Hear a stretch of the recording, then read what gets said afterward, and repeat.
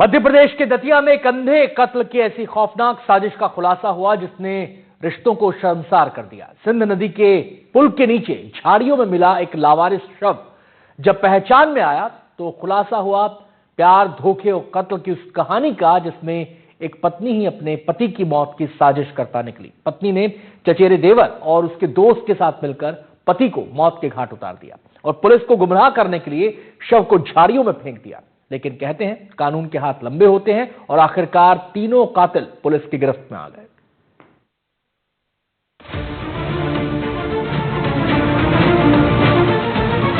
अंधे कत्ल का सनसनीखेज खुलासा, पत्नी ने रची मौत की साजिश, इश्क बना कत्ल की वजह, चचेरे देवर संग मिलकर हत्या, प्यार, धोखा और मौत का खेल।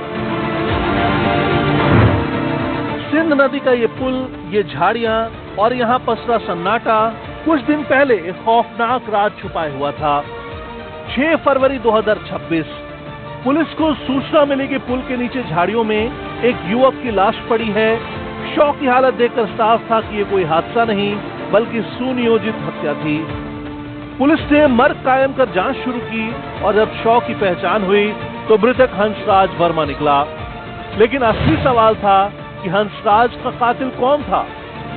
घटना के बाद पुलिस ने अपनी जांच का दायरा बढ़ाया और लगातार जो साक्ष्य मिले थे उनकी गहन जांच की।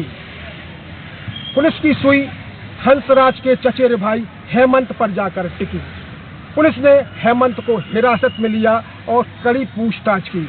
उसके बाद एक अजीब सच सामने आया। दरअसल हेमंत और हंसराज की पत्नी बबीता के बीच फोन पर बातों का सिलसिला शुरू हुआ था। धीरे धीरे ये बातचीत प्यार में बदल गई, लेकिन इस प्यार के रास्ते में सबसे बड़ी दीवार था बबीता का पति। और फिर दोनों ने मिलकर रच डाली मौत की साजिश। 5 फरवरी की रात हेमंत अपने साथी अनिल खटीक के साथ हंसराज को अपने साथ ले गया, उसे शराब पिलाई और जब वो नशे में बेसुध हो गया तो सिंध नदी पुल के पास झाड़ियों में ले जाकर मफलर से उसका गला घोंट दिया। मृतक जो था उसकी पत्नी लगातार हेमंत से बोलती थी कि ये शराब पी के मुझे मारपीट करता और हमारे तुम्हारे रिश्ते का इसको शक हो गया है, तो क्यों ना इसको हटा दिया जाए रास्ते से। तो इसी आधार पर 6 तारीख को ग्वालियर, चूंकि ये 4 तारीख को ग्वालियर गया था मृतक अपने फूफा जी के यहाँ जो बर्थडे पार्टी थी उसमें 5 कुआं रख के 6 को ये उसको सारा पिला के साथ में लाया और गोराघाट क्षेत्र में इसकी जो मफलर होता है उससे गला दबाकर हत्या कर दी गई।